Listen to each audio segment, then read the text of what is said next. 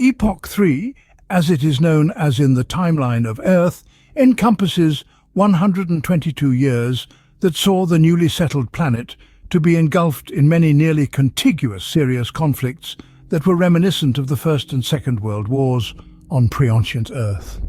Indeed, some of the weapons and equipment that was used at this time was derived from plans and blueprints that had been de-encrypted from the remaining HIDs, high-density information storage units that had been salvaged from the ellipsis, which had crashed on the planet after traveling for countless hundreds of years from the dying Earth. Different individuals and factions had initially fought over these, and some had been damaged further, causing yet more conjecture, egregious resentment, and irreconcilable disagreements. It was around this time, with the splintering of the original 3 generations of Earth-descended human settlement, that the celestial event whereby magic became manifest during the extended dual eclipse.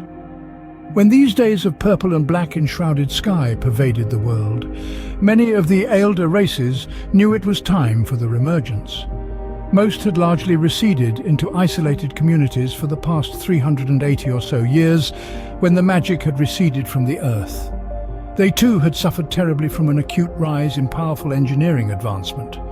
The indigenous technology is known as take, and the coming of the ability of individuals to preternaturally manipulate all that is and that could be on Earth through esoteric and complex practices, and the anomalies in the normal order of reality that would accompany this. Collectively, the half-feline anthropomorphic Bastith, the half-fox Vilfin, the Ehikian, horse-like men and bovine, visually much like minotaurs, but, as with all elder civilizations, these were complex cultures, all knew unique magic, and many were very learned, and academia and the general advancement of their various societies was superior in almost every conceivable way to the way the human society on Earth was proceeding, had completely exterminated an entire species known as the Kikanri. These were tall, spindly humanoids that were generally 7.5 foot tall. They practiced a very dark form of necromancy and mecromancy. The major, a short humanoid race, and a large bear-like race, the Wodjurs, as they were known as, were not intending to interact with the new arrivals at all.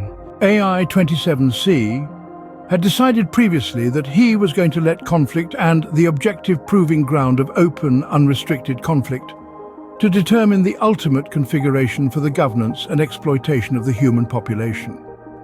He was aware of the history.